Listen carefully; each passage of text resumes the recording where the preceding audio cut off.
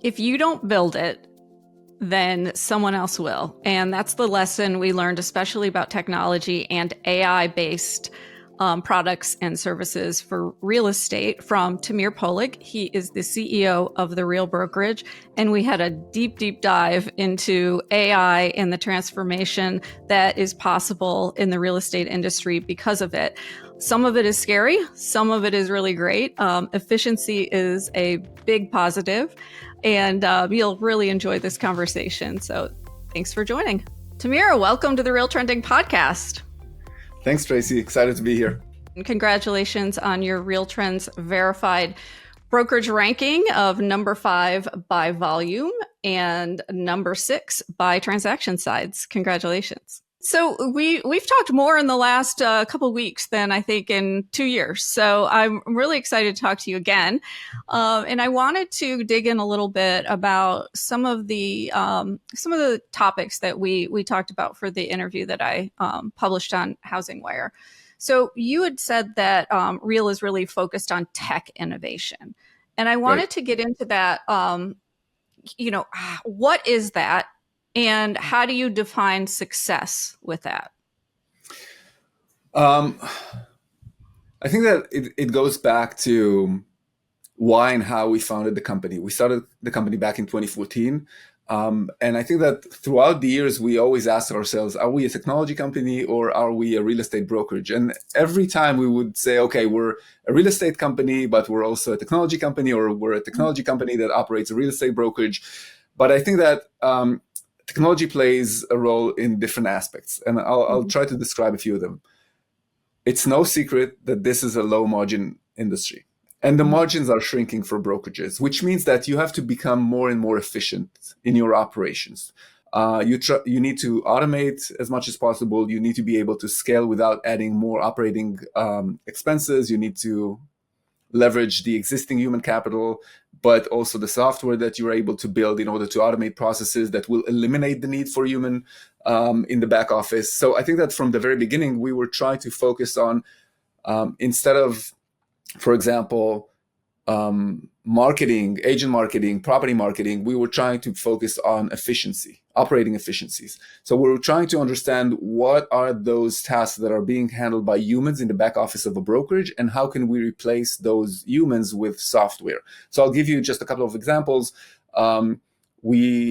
A year and a half ago, we launched Leo, which is our AI assistant for agents. Leo currently answers 2,000 agent questions a day. So think about how many humans we would need in order to answer 2,000 agent questions. So that's number one. And this makes us extremely efficient. And we measure efficiency by the number of employees or full-time employees to agents.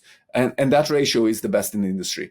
And that is due to the fact that we are able to automate through software. So that's number one. Number two, another thing that we just recently launched is automated broker review. So as you know, that brokers have to review every file that agents sign with their clients. And in order to approve a file for payment, we need to verify that we have all of the documents in place. Everything is signed. All of the paragraphs are filled in. All of the boxes are checked.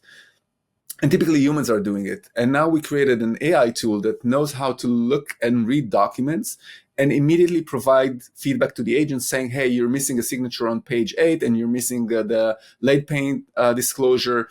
So instead of a human reading through hundreds or thousands of documents every month, we now have AI doing that. So what I'm trying to say is that AI is instrumental in our ability to continue and grow profitably and scale without adding operating expenses. At the same time, just 10 minutes ago, our tech team gave me a demo of what our AI is doing for clients. And this is a project that we've been working on. They stitched my voice. So they trained AI on my voice. And they recorded a conversation between a client that's looking for a 2-bedroom home. And that client was talking to me. It was my AI, but it sounded like me. It had the same accent, the same way that I'm speaking. And it actually had a conversation with the client. So what we will be rolling out in a couple of months is an AI tool for our agents that will enable them to switch it on and have conversations with their clients, trying to understand or better understand what they're looking for, what kind of homes they're interested in, what is important to them, what their financial situation is, collect all of the information that is required in order to jumpstart that process of finding homes. And then later on, also be there 24/7 in order to provide updates and just improve the level of service that our agents are able to provide to their clients. And again, it will feel and sound as if it's the actual agent that is speaking to them. Obviously, there will be a disclaimer, and we will tell them that this is not the agent, this is the agent's AI. But we want to get to a point in which within a couple of quarters, our agents can have voice conversations and also video conversations speaking to their clients without them actually needing to allocate the time to do so. So there will be detractors to that, because real estate is a relationship business. So what do you have to say to people who, and probably competitors, who say, well, this is a relationship business. We don't want AI talking to our clients. Oh, 100%. This is a relationship business. But at the same time, we have to understand that AI is probably bigger than all of us anticipate. And AI will change industries, and AI will eliminate a lot of jobs. So it's not about whether Real will be using or not using AI. I think that AI is a bigger threat to our industry. And unless we, as the brokerage industry, and I urge all of my peers and the CEOs in the space to double down on AI, unless we invest in AI in order to provide the tools for our agents to provide a better service to their clients, somebody else from the outside will be leveraging AI and will end up probably eliminating all of us. So I think that it's not about, this is a personal business and based on relationships. It will continue to be so. But at the same time, you also have to try and break down what are those tasks that agents perform for their clients. And we came up with a list of 200 or 250 tasks that agents perform for buyers, for example. And we realized that about 90% of them can be automated or replaced by or enhanced by AI. So it's not about real or not real. It's about what consumers expect. And consumers expect you to be 24/7 on. They want immediate answers. They want very knowledgeable answers. They want a lot of information. And sometimes an individual cannot get to that level of service. Or I'll put it differently, an individual can be enhanced using AI in a way that is not scalable just based on the human component. So if anyone is kind of second guessing what we're trying to do, we'll probably let the future decide. Yeah, absolutely. I mean, I think there's a lot of confusion around AI in the brokerage industry, and with agents. They don't understand the true capabilities of it, and they're using it maybe to write a listing description or, what are they missing? I think that what's encouraging is that more and more agents are using AI. And yes, it starts with, very basic tasks like, please help me prepare a listing presentation, or please help me draft an email response to that client. But those are just the first steps to maybe more widespread use of AI. I think that we cannot expect agents to build the AI technology that they need. This is on the brokerages. We have the resources, or we need to be the ones that provide them with those tools, because sometimes they don't have the resources, or they don't really know what they're missing or what they need to build. So, as a company that allocates tens of millions of dollars a year into R&D, and a lot of that is into AI research, I think that it's our job to equip our agents with that competitive advantage that is AI based. But I was on a panel over the weekend in a conference, and agents asked me, what are we supposed to do now with AI? And I told that agent that as a first step, you have to train AI on who you are. So get your AI to know you. Doesn't matter which kind of AI tool you're using. Let's say you're using ChatGPT. Just start conversations with ChatGPT. It will help ChatGPT understand who you are, what you're doing, where you're coming from, what you're interested in. I have a friend who recently started dating a new girlfriend, and every time they had an argument or a misunderstanding or something was going wrong, he would go to ChatGPT and he would actually tell ChatGPT what was going on. And within a couple of weeks, ChatGPT was becoming so knowledgeable about their relationships and why is she reacting in a certain way and why did he tell her what he told her. And ChatGPT was actually able to analyze their relationship much better than each of them was able to. So right now, most of his responses to his girlfriend are coming from ChatGPT. What I'm trying to say is that there could be a point in time in the future where AI will actually be making the decisions for buyers and sellers on what to buy on or how to sell or for how much to sell. And it could very well be that the buyer's AI will be making decisions with the seller's AI, and the human component will be just there to create, trust and make sure that the transaction moves along. But I think that it's not far-fetched to think that within 10 years, my AI will be talking to your AI, or I'll put it differently. In a year from now, I bet you that this conversation can be done without me being physically present here. It will be my AI talking to you. You wouldn't feel a difference. It will provide the same answers. It will look like me. It will talk like me with the hands and all of that. So it's not 10 or 20 years out. We're talking about quarters. That's how rapid this thing is moving. Am I talking to your AI right now? No. Now it's me, but you can never know. So, how do you think your tech stack is future proofing your brokerage for maybe the next generation of home buyers and agents? Again, I think that if we don't create a competitive advantage for agents, somebody else will be coming from outside of the industry. And we've seen some examples of that happening in the past, of companies that came from the outside and thought that with technology they can eliminate the agents.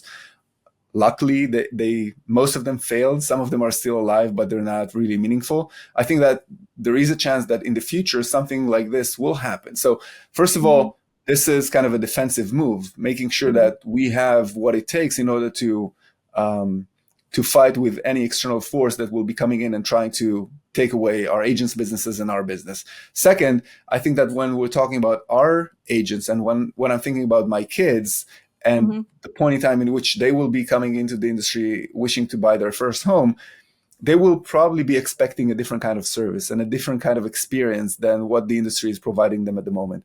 And we want to be that company that really changed the way people buy and sell homes using technology and primarily using AI in order for my kids to have the kind of experience that they will be expecting in 5, 10, 20 years from now. So again, it's competitive advantage and at the same time ensuring the longevity of our agents' businesses and our business as a brokerage. Yeah, I think it's a huge strategic move, honestly. I don't know that a lot of brokers are, they're dabbling in AI. But I feel like you're much deeper into it than some of them. And it's interesting. Yeah.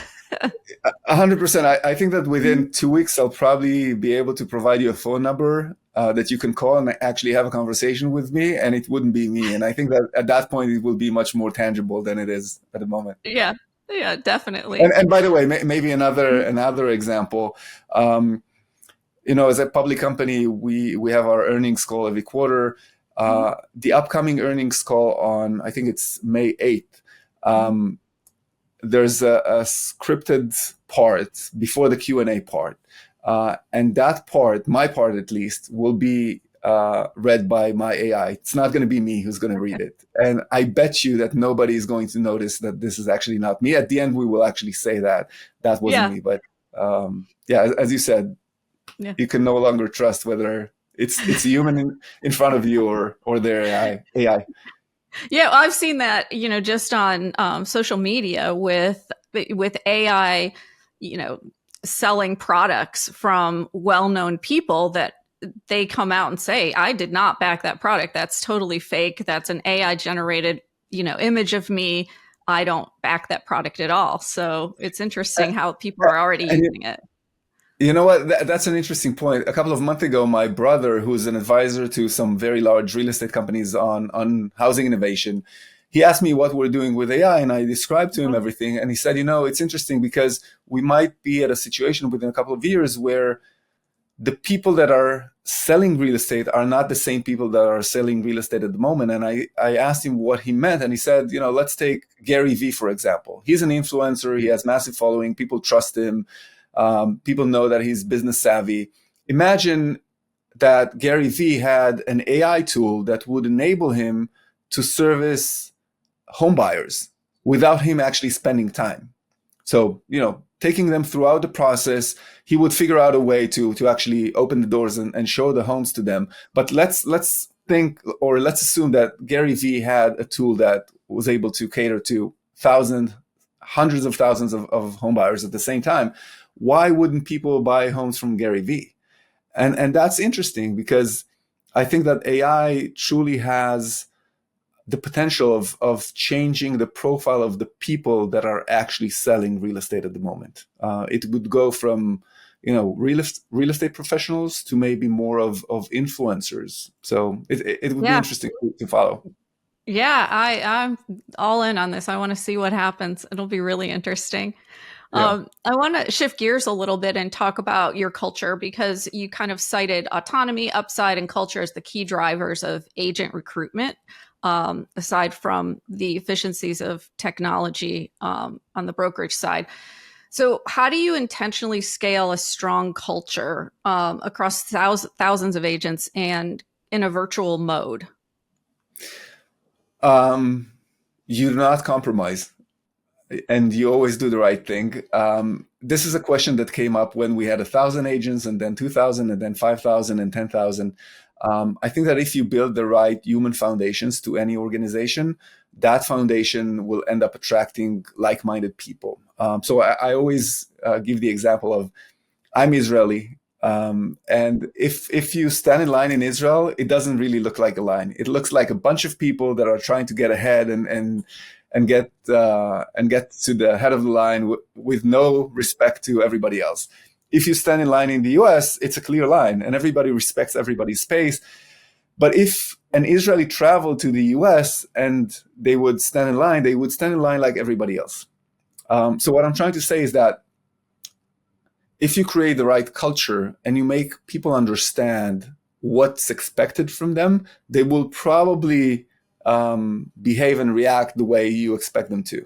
So if you have enough people building the right foundations, even if every now and then there will be a bad apple coming in and trying to change things out, they will end up either, being pushed out or just changing their way. So I think that culture is something that we focused on from the beginning. We didn't cut any corners. We did not jeopardize culture in order to have faster growth, even though we did have opportunities to bring in people that could bring a lot of agents with them, but we didn't think that they were the right fit. And you have to think very long term about growth and building your organization, and this ends up in making the right decisions. Yeah, absolutely. So you have like an equity and rev share model. So tell me, how do you evolve those programs to stay competitive? Well, those programs are competitive from day one, just because of the fact that not too many other brokerages have rev share and equity offerings. Mhm. It's not easy to maintain those. I can tell you that, and maybe this is the reason why not too many brokerages have them. And also, it's not that easy to give back so much to the agents. Mhm. As we said, this is a low margin business, and unless you're extremely efficient, you don't have enough to give back. So we started doing revenue share in 2020. We started our initial equity program. I think it was back in 2017. We took the company public in 2020 just to make that Mhm. equity publicly traded and a little bit more accessible. Every now and then we do some tweaks to our rev share model and equity program. But at the end of the day, I think that holistically or philosophically, agents come first in this company. And we want as many agents as possible to be owners in this thing that we're building together. And it's only right that we have an equity program in place. So there was never any discussion about, whether this is working or not working, or should we or shouldn't we do it. I would say that currently agents are the largest shareholders in the company as a whole. And I expect that to grow over time. And I'm actually happy to see that happen. That's great. So I want to talk a little bit about kind of the mind of a leader. So talk to me about maybe your greatest leadership fail that you failed forward. Oh, I fail all the time. Um, everything that happens in the company ultimately is my responsibility. So if we don't do well in a certain quarter, it's on me. If we have to end up laying off people, it's on me. In the past, we laid off almost everybody twice in 2017 and 2018. And I think that was those were two moments where I felt the failure the hardest, just because you're looking in the eyes of people who believed in you, who put their faith in you, who trusted you, who left their previous jobs, people that have families that are dependent on you for their livelihood. And you have to tell them that you failed and you don't have money to pay them, and you have to terminate their employment. So those were very difficult moments for me. I think that the most difficult moments. In addition to that, in at the same time, in 2018, we were trying to raise money, and we were very close to raising money from a very large fund that, by the way, later on did invest in us a few years later. But I came to the final meeting with the investment committee. I had to do a decent job because everybody was sold out already. I just had to show up and not make any mistakes. And I just didn't do well at all. I blew it, and they ended up not investing, and the company had suffered serious financial consequences because of that. So what I'm trying to say is that I have a lot of failure moments, but luckily I'm also taking some right decisions every now and then, and we're doing well for the moment. Yeah, well, that's being an entrepreneur, right? I mean, Yeah. you're going to fail. It's really not. It's really learning from those failures and taking them to turn them into opportunities that Yeah. is what it's all about, right? Yeah, correct. Yeah. So my final question is just how we talked a little bit about how real estate companies have to be more, they're agent first, but there's a lot of focus on the consumer now too that maybe brokerages didn't focus on before. They were solely focused on agents. So talk to me a little bit about that shift and what it means for brokerage in general and how you see that trend impacting the industry. I think that brokerages have been focused on agents for the past 10 or 20 years just because of the fierce competition that exists in the industry, and we lost sight of the consumer. Because at the end of the day, brokerages exist because they're in place in order to serve consumers. That's the ultimate goal. So I think that the fact that there is more and more chatter about consumer and what's best for consumer is actually good long term. I think that the reasons why that discussion started is because of certain lawsuits that maybe were not beneficial for the industry. But I think that long term focus on consumer is something that we should be blessing. I also think that everyone who's speaking at the moment, or most of the people that are speaking and taking a stance when it comes to consumer facing priorities, are doing that out of position. And I would be happy to see brokerages focused on true consumer innovation and true consumer experience, because right now we're dealing with things that are still within the realm of brokerage competition of, this company is doing this and this company disagrees because it threatens them a little bit. So it's still about the brokerages, even though that the consumer is a part of the discussion. I don't see enough focus on what do consumers truly want and how can we allocate resources to provide consumers what they want. It's still very much around brokerages, unfortunately. What's next for Real? What should we be looking for next?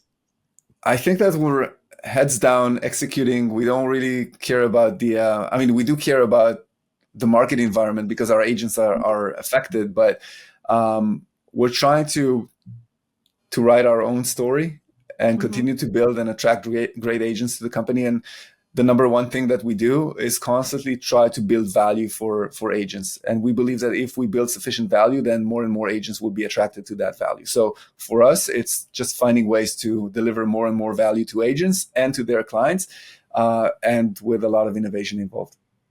Yeah, absolutely. Well, I look forward to seeing you in person at the gathering in June, where I we look dig forward to into it. some of this and more in our fireside chat. So thanks, Tamir, so much for joining me.